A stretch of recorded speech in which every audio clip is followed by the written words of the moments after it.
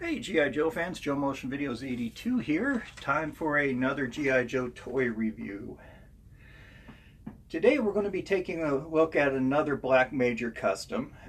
This custom is an interesting one. It's one that I really enjoy. The Black Major and Red Laser both do very nice custom work.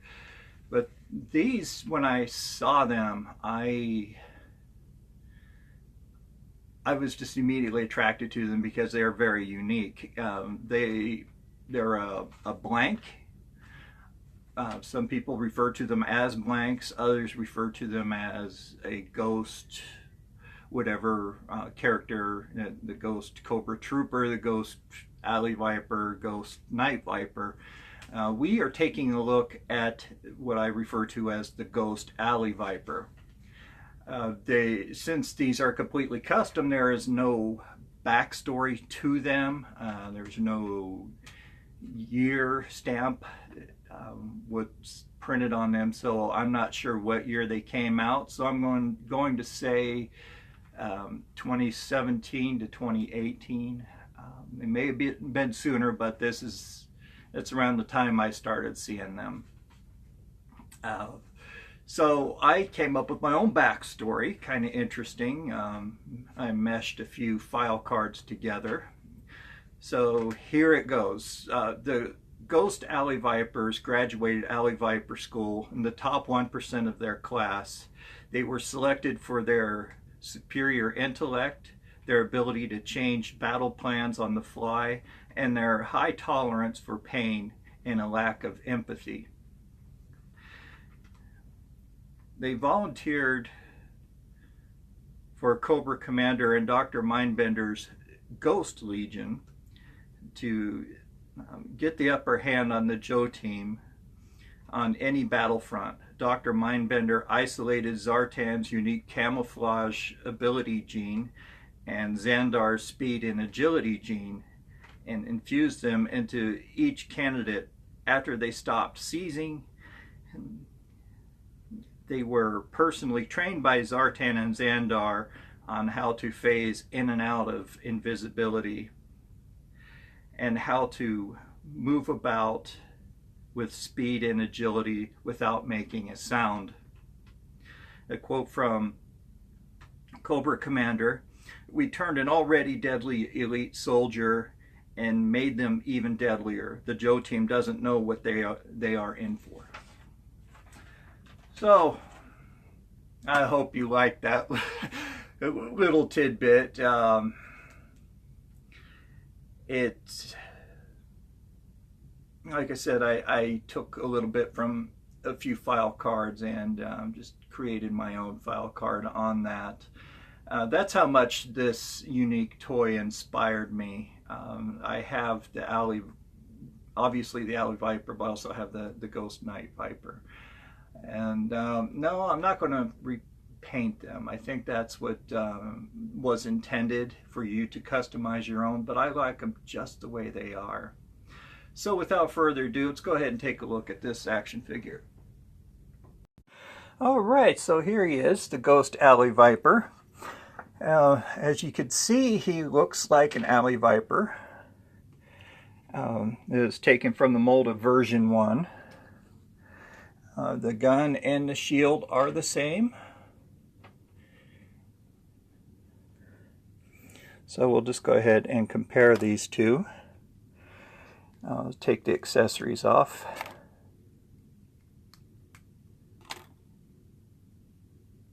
Now these are made out of resin, so they're a little more fragile than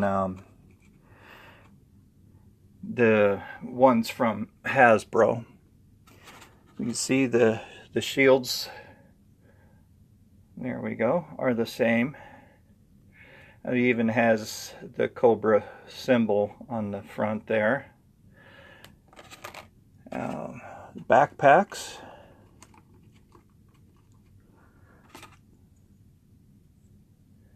Are the same as well. Both have the removable grappling hook, which is an easy piece to lose. I'm very surprised that a lot of those survived the test of time. And the same submachine guns.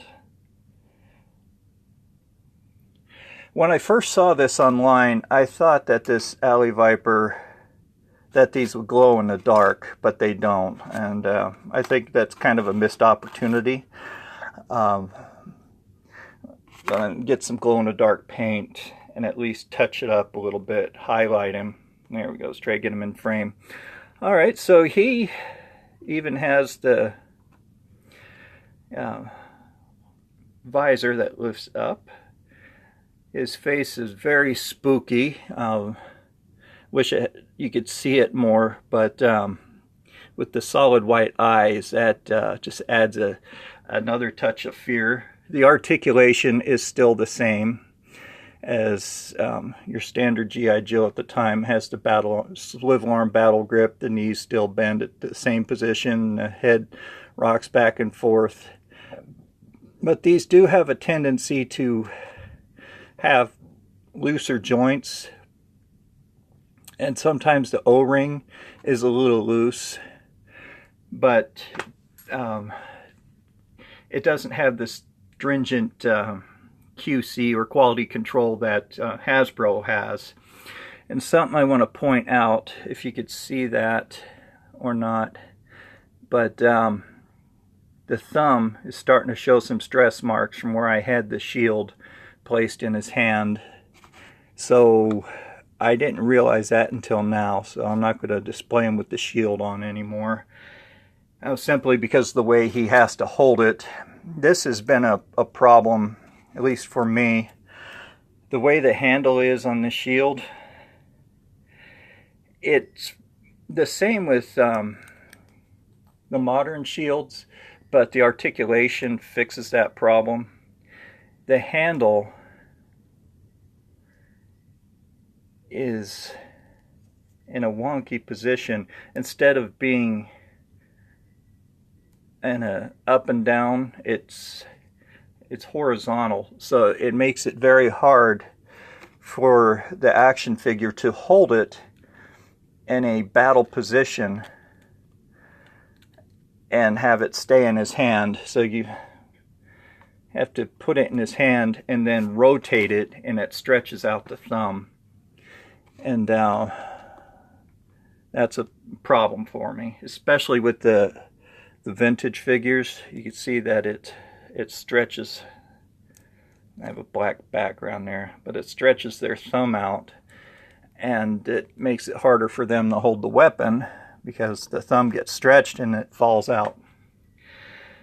The detail is still the same. I mean, he does a very good job with these figures. You can see the same tactical vest with all the pockets on there. He has a grenade, a stiletto next to the grenade, has a stiletto on his right wrist, has elbow pads, has an armband with the Cobra emblem on it, pockets on the left leg.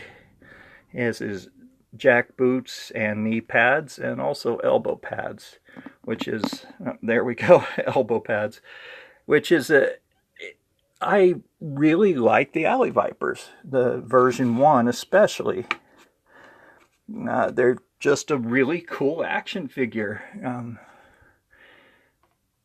I purchased the Alley Viper when it first came out. I still have my original version I would show you, but the O-ring just recently broke and I have to put them back together. But the big problem, which when I reviewed Alley Viper last year, the big problem I have is the articulation point where that small hole is. That could easily break off, and making it hard for the visor to stay on. And the crotch also on these, as we know with all Joes, the crotches break off fairly easily as well. Now with the resin figures, which all Black Major action figures are made out of. Resin is a little more brittle plastic, so I would recommend that you don't leave them out in the sun. If you let your kids buy them for your kids, make sure they bring them in, because the sun will definitely make them even more brittle. And so a little more care needs to be taken. As far as yellowing with these, I haven't had it long enough to know if it does yellow. So if any of you own any versions of these and you've noticed any yellowing, please let me know down in the comments, because there are ways that you could counter yellowing by using silica packets. That's one of the better forms, which one of my viewers pointed out to me, that store it with a silica packet and it absorbs a lot of the moisture and also helps keep the UV rays down. Storing it out of sunlight, I mean, keeps the UV rays down. So that has been my review of the Ghost Alley Viper. I hope that you enjoyed it. If some of you may not know that July 1st marked my 1-year anniversary, and I'd like to thank all of you who have subscribed to my channel and who have participated in my channel over the past year. I really appreciate you guys. And I do hold toy giveaways for my year anniversary. Hooded Cobra Commander 788 won the drawing. It was a complete blind drawing, and all of my subscribers have their name entered into that. So when I reach 100 subscribers, I will be doing another giveaway, and I promise it will be a very nice prize once again. I have 2 ideas of what it might be. I was going to do a RAM cycle, but I have something else that might be a little bit better. I'll give you a choice between the RAM and this one other prize. I won't let you know what it is just yet. So when I reach 100 subscribers, I'll be holding that giveaway as well. All of my subscribers that have a public profile will be entered. Otherwise, I don't know who you are. I just see that you subscribed. It doesn't give me your channel name or anything like that, or a screen name. So, with all that being said, once again, I want to thank everybody who tunes in. Please like, share, and subscribe. I am on Twitter at jvideos82 or at Byron Kellogg. You could also shoot me an email. I'll have that down in the description if you want to ask any questions or just simply chat with me. I certainly enjoy helping out, or even just holding a conversation with you guys. It's been really interesting for me and educational. I learned a lot about G.I. Joe over this past year just by reviewing. And like I said, I had to take a deeper look at the action figure in order to do the review, and I noticed things that I've never really noticed before. And meeting a lot of people from across the world, you know, from Norway to Canada to India to Belgium. Yeah, it's really neat how little pieces of plastic like this brings people together. I still marvel over that. Just a shared love for these toys, the nostalgia, brings a bunch of people from all ages, all walks of life together, because we all have special memories that go behind these toys that we share. A lot of people on Twitter are sharing pictures, very nice photographs of their action figures in different settings and different poses, and a lot of outdoor scenes that just really make them pop, really bring it to life. That is really neat. It's pretty hot out here in Arizona. A few of you who subscribe to my channel do live out here, so you know that right now we're way into the triple digits, so any photography taken outside would have to be done early morning or in the evening. So I'm saving nature shots for later on when we have nicer weather. So with all that being said, this has been Joe Motion Videos 82 signing off. Please don't forget to like, share, and subscribe. Let's get these numbers up so I can start giving away more toys. Have a great day. Bye-bye.